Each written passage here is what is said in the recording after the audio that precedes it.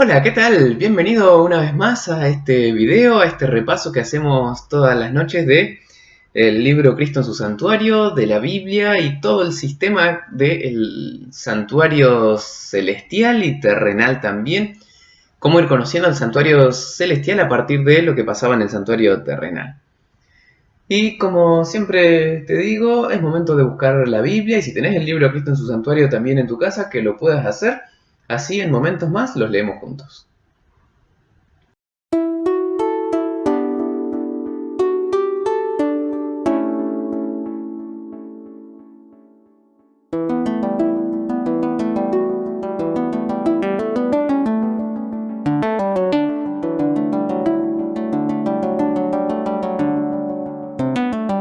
Cristo en su santuario. Ahora quiero invitarte a hacer una oración para pedir a Dios que sea Él quien nos dirija en la lectura que vamos a realizar. Querido Señor, estamos contentos de poder seguir estudiando tu palabra, de seguir conociendo más y más detalles del plan de salvación que estaba reflejado a través del santuario. Y queremos pedir que nos dirijas en el estudio y en la lectura que tendremos a continuación también. En el nombre de Jesús lo pedimos. Amén. Bueno, quiero invitarte en primer lugar a abrir en tu Biblia, en Primera de Pedro capítulo 1, versículos 16 al 19. Primera de Pedro capítulo 1, versículos 16 al 19. ¿Qué dicen? Porque escrito está, sed santos porque yo soy santo. Y si invocáis por Padre aquel que sin acepción de personas juzga según las obras de cada uno, conducíos en temor todo el tiempo de vuestra peregrinación, sabiendo que fuiste rescatado de vuestra vana manera de vivir, la cual recibiste de vuestros padres, no con cosas corruptibles como oro o plata, sino, y acá especial atención, con la sangre preciosa de Cristo, como un cordero sin mancha y sin contaminación. Así que Dios nos rescató de una vana manera de vivir, de una manera de vivir sin sentido, sin preceptos, sin seguir el ejemplo de Jesús, para llevarnos a una vida aferrados de su mano.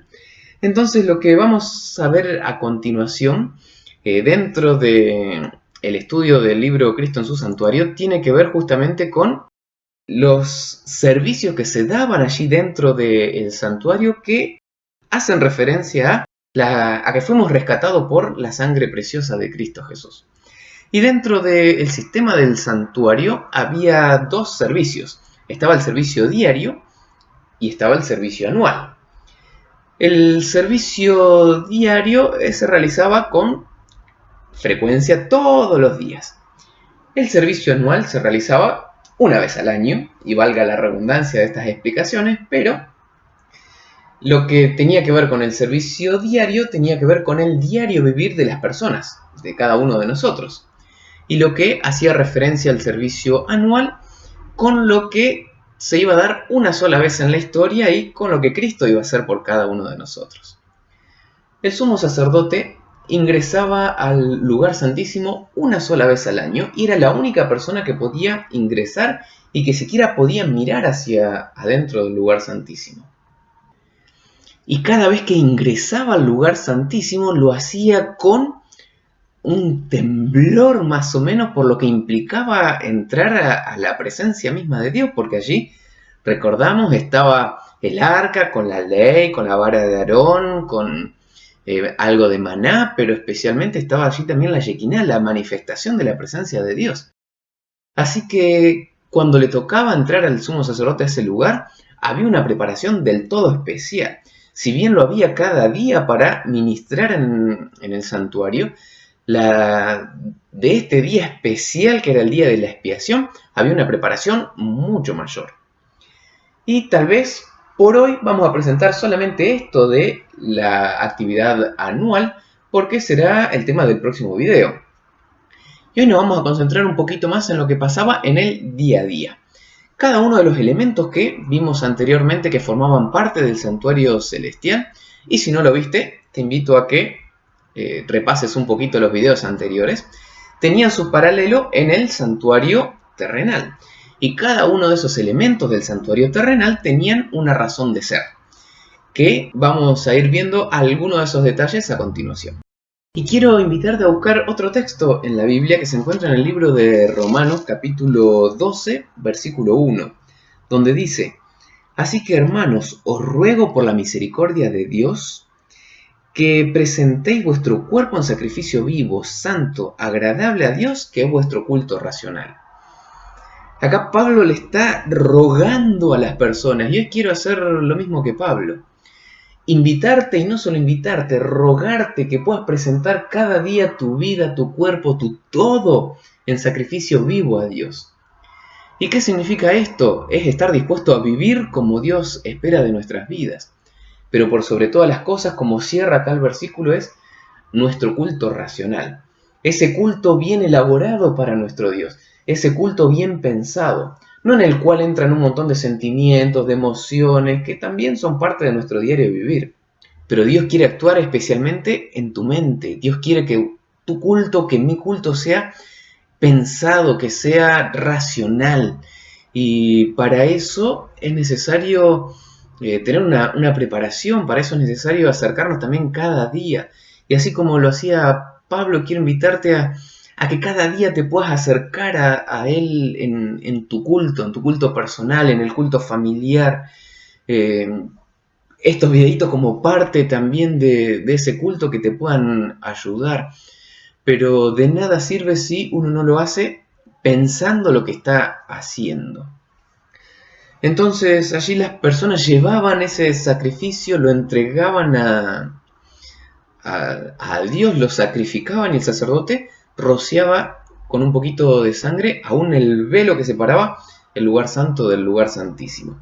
Otra de las cosas que formaban parte de el santuario allí, que tenían que ver con el servicio diario. Cada mañana también y cada tarde el sacerdote ofrecía un sacrificio por el general o por el conjunto del pueblo. Y en ese sacrificio, que también se realizaba dentro del atrio, del altar de los holocaustos, simbolizaba la consagración diaria que tenemos que tener para con Dios y la dependencia diaria de Dios, y Dios dirigiendo nuestras vidas en cada momento y aceptando el perdón y el regalo que Dios nos ofrece. Ese corderito tenía que ser de 1 año y sin defecto, porque representaba nada más ni nada menos que a Jesús. Y como leíamos hace un ratito, que Pedro decía, bueno, Jesús es el sacrificio que fue ofrecido por cada uno de nosotros. Dentro del lugar santo había 3 elementos, como ya hemos visto anteriormente. Uno de ellos era el altar de los inciensos. ¿Y qué pasaba en el altar de los inciensos? Era el lugar en el cual se ofrecía un incienso, se quemaba madera de incienso, el humo subía y llegaba a llenar el lugar santo y también el lugar santísimo, porque la cortina que separaba el lugar santo y el lugar santísimo no llegaba hasta el techo, era un poquito más baja, entonces el humo llegaba a la presencia de Dios. Y ese incienso representa nuestras oraciones, que también llegan a la presencia de Dios.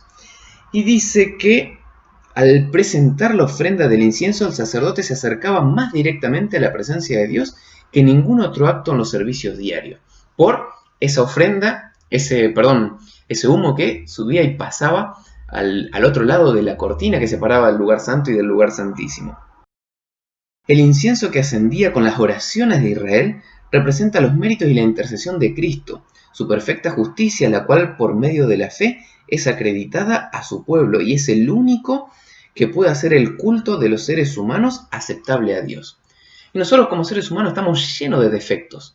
Y la única manera de que, a pesar de nuestros defectos, podamos elevar nuestras oraciones es a través de Jesucristo, el único intermediario entre Dios y los hombres. Y la Biblia plantea de que Cristo es el único en el cual podemos hallar salvación, el único mediador. Y cuando ponemos a otra persona, cuando ponemos a otro objeto, cuando ponemos a lo que fuere como mediador, estamos yendo en contra de este principio que encontramos aquí reflejado en el santuario. Otro de los objetos que estaba allí era la mesa, y arriba de la mesa se colocaban cada sábado los 12 panes, representando uno a cada tribu de Israel. Y leo lo siguiente también en el libro Cristo en su santuario, donde dice: el pan de la proposición se conservaba siempre ante el Señor como una ofrenda perpetua, de manera que formaba parte del sacrificio diario y se llamaba el pan de la proposición o el pan de la presencia, porque estaba siempre en presencia de Dios. Era un reconocimiento de que el hombre depende de Dios tanto para su alimentación temporal como también para la espiritual. Entonces, nuestra dependencia de Dios tiene que ser continuamente.